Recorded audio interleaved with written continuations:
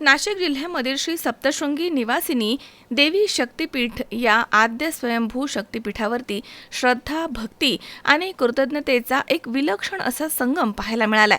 आमदार सत्यजित तांबे आणि विद्यमान नगराध्यक्षा सौ मैथिली सत्यजित तांबे यांनी सहपरिवार गडाच्या पायऱ्या पायी चढत देवीचे मनोभावे दर्शन घेतलं.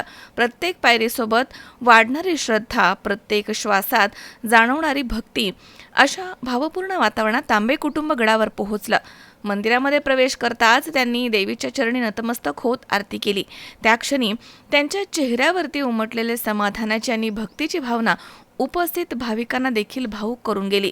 दरवर्षी चैत्र पौर्णिमा निमित्तानं इथे येण्याची परंपरा जपणारे आमदार तांबे यंदा काही कारणास्तव येऊ शकले नव्हते.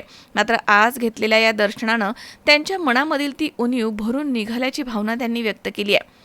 आज देवीच्या दर्शनानं मनाला अपार शांती आणि समाधान लाभलंय, असं त्यांनी नम्रतेनं म्हटलं. संपूर्ण गड परिसर जय माता सप्तशृंगीच्या जयघोषानं दुमदुमून गेला. भक्ती, श्रद्धा आणि कुटुंबाच्या एकोप्याचा हा सुंदर संगम अनेक भाविकांसाठी प्रेरणादायी ठरलाय.